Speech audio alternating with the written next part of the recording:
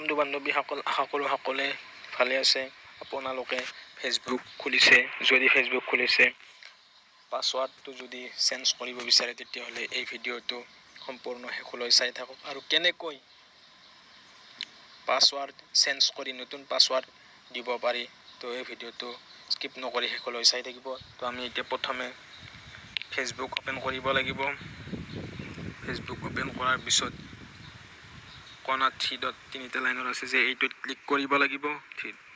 এইটোত ক্লিক কৰাৰ পিছত এনেকুৱা কেইটামান অপশ্যন আছে। তলত আহিছে প্ৰাইভেচি শ্বৰ্টকাট, ছেটিংছৰ তলত প্ৰাইভেচি শ্বৰ্টকাট, এইটোত ক্লিক কৰিব লাগিব।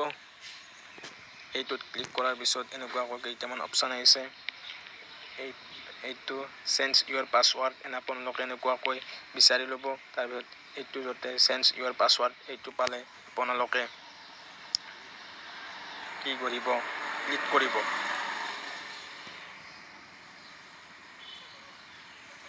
এইটোত ক্লিক কৰাৰ পিছত আপোনালোকৰ যিটো পুৰণ পাছৱাৰ্ড আছিল সেই পাছৱাৰ্ডটো 1 নম্বৰত ক্লিক কৰিব। 1 নম্বৰ লাইনটোত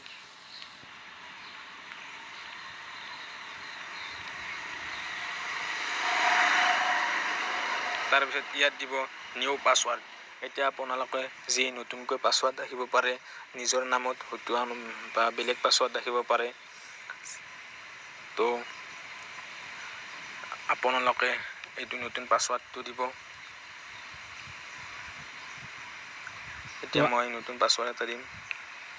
তো আপোনালোকে 2 নম্বৰ লাইনটোত যি দিয়ে 3 নম্বৰ লাইনটোতো সেই পাছৱাৰ্ডটো দিব, তেতিয়াই ছেভ হ'ব। তো এনেকুৱাকৈ দিয়াৰ পিছত এইটো ছেভ চেঞ্জ এইটোত ক্লিক কৰিব।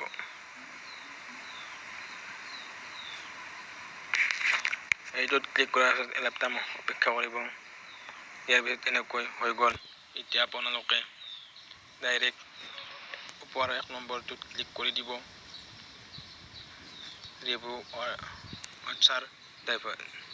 ডিভ'ৰ্চ এইটোত ক্লিক কৰিব। এইটোত ক্লিক কৰাৰ পিছত এইটো অন কৰি দিব।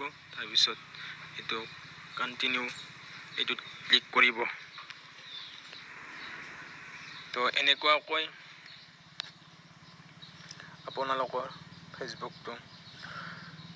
ফেচবুকৰ পাছৱাৰ্ড সলনি কৰিব। যদি ভিডিঅ'টো ভাল লাগে লাইক, কমেণ্ট এণ্ড ছাবস্ক্ৰাইব আৰু লগতে শ্বেয়াৰ কৰি দিব। ধন্যবাদ। জয় আই অসম।